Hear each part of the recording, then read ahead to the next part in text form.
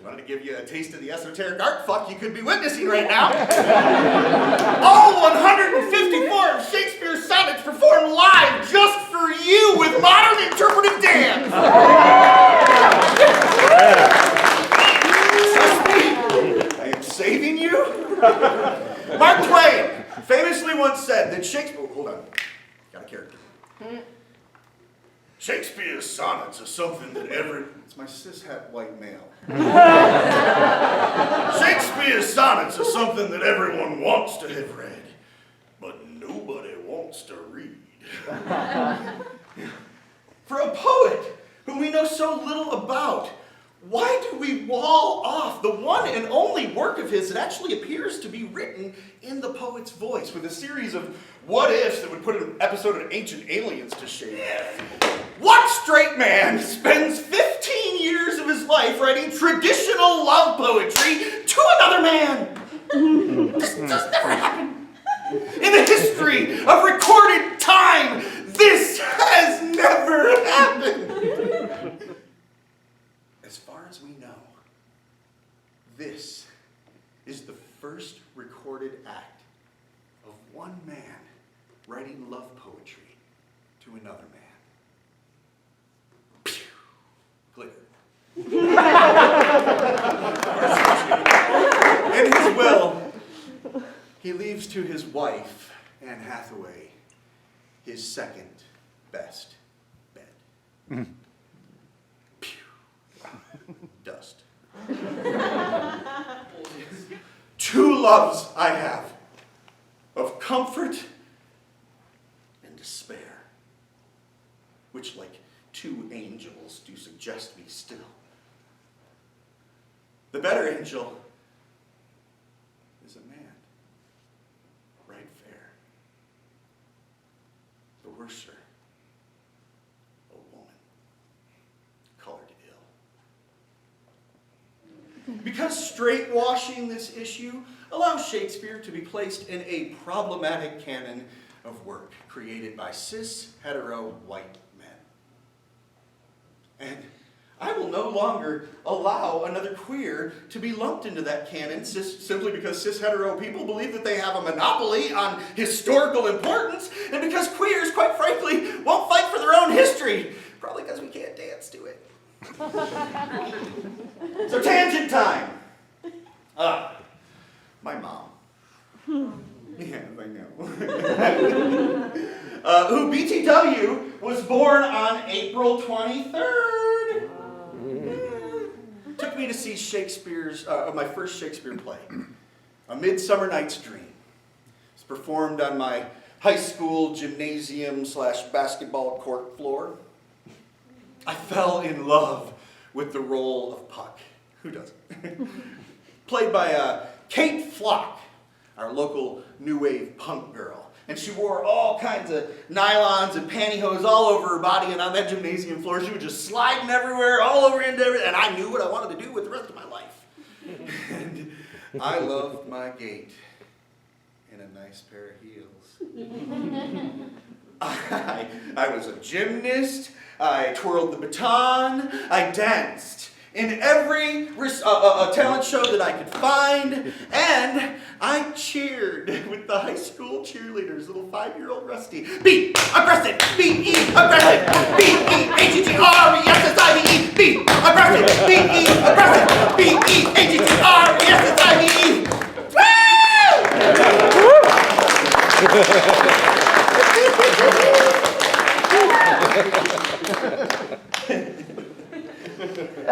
There's a little split leap that happens in the end of that one. Soon after, my parents, my father, sat me down for a good long hard talk. And my pom-poms were taken away, and in its place was a gun and sports. And my wardrobe became very blue and decidedly denim. It was around this time that a person moved to town. It was a foster child. The family, that's what they did. They took in foster child. But Frank as Shakespearean as that name will end up being, was unique. Like Chris, Frank played by nobody's rules. I respected that. I still do. And like Chris, Frank was called fag. A lot. Now, I'd like to think that I never called Chris or Frank fag or queer or homo or fairy or pansy. Somehow I doubt that's probably true. See, by this point in time, my desire to please my parents and be the best boy that I could be had taken a firm hold of my actions. I would do anything to prove to them that I would do anything to prove to myself that I was normal. But I never got to feel normal. At least, not until Frank moved to town. And then I first saw another gay person who, without shame, y'all, cheered with the cheerleaders. What I recognized for the first time in my life was myself in somebody else. Modeling. It's important. It's an important part of learning. And when you are given no models, you find them in the most unusual places.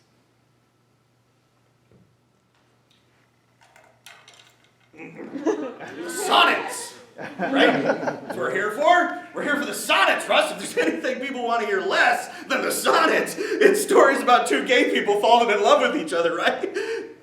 That's funny because they're the same, y'all. Because Shakespeare's sonnets read more like an archetypal queer diary than anything else, where words like guilt and shame appear almost as much as the word love.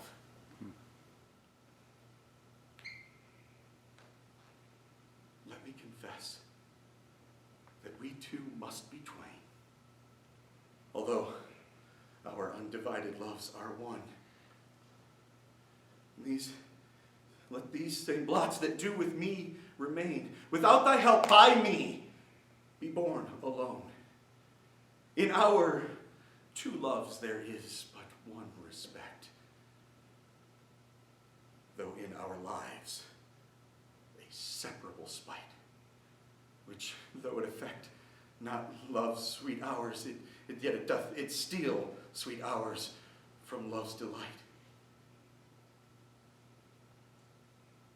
I may not evermore acknowledge thee, lest my bewailed guilt should do thee shame. Nor thou, with public kindness, honor me, unless thou take that honor from thy name. But do not so. I love thee in such sort as thou be mine. Mine is thy good report. Now, you know me. I love everyone.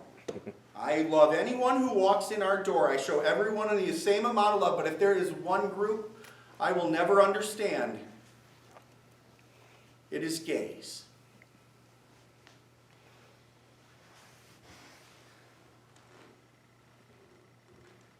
Still hurts to hear her say that. At the time of my mother's death, I was playing Puck in A Midsummer Night's Dream at Michigan State University. If we shadows have offended, think but this, and all is mended, that you have but slumbered here while these visions did appear, and this weak and idle theme, no more yielding but a dream. I posit this. Posit this not as a scholar or an academic, but as someone who's done a little bit of study into Shakespeare. Not as a psychologist, but as a queer who thinks a lot, maybe too much, about the question why. Damn you, Stanislavski.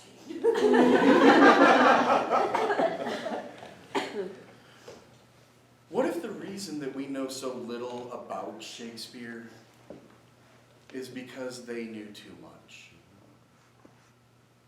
What if he was erased, scrubbed from history, shamed from his livelihood, ostracized from his community? I just said that the first copy of Shakespeare, that we couldn't find the first copy of Shakespeare for Shakespeare's sonnets for nearly 200 years after his death. Well, the actual first publication of the sonnets after Shakespeare's death came out in 1642. We'll call that period peak Puritan. And in it, they reordered the sonnets, creating a whole new narrative. And they went in and they changed the gender on every mention of the young boy and changed all of the pronouns.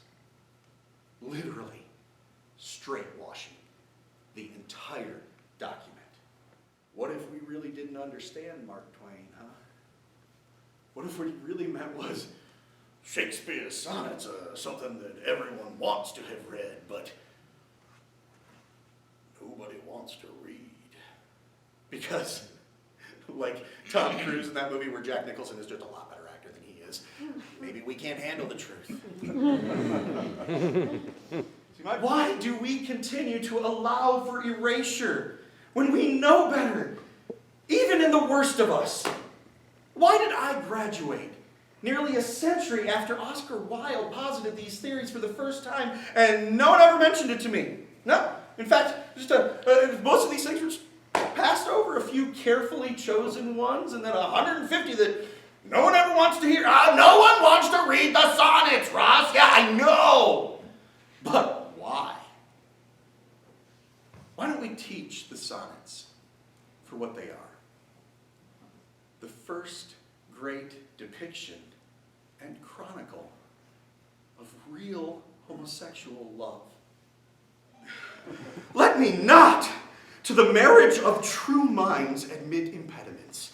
Love is not love, which alters when it alteration finds, nor bends with the remover to remove. Oh no!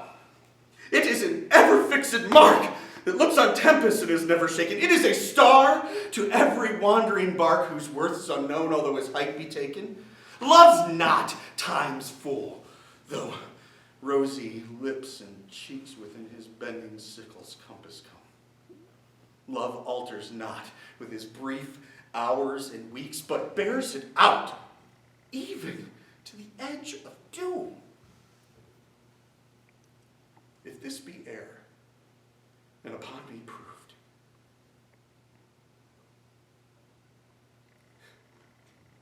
I never writ, nor no man ever loved. And though I wonder what I might have become, I am not unhappy with who I am. But I am not a man.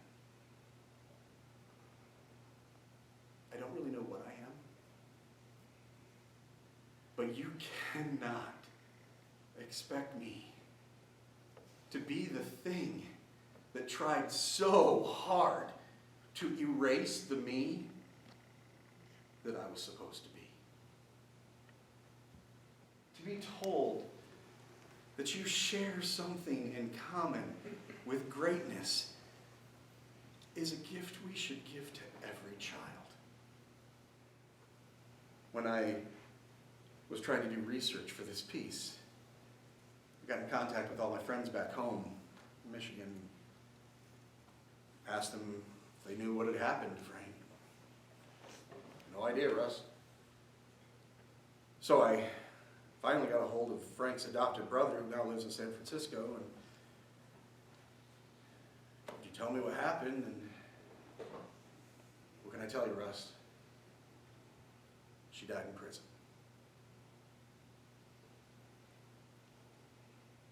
Erased. Don't let them erase our models. Let us see ourselves in something great. Yeah. Let us tell our stories truthfully. Let us be earnest. Let us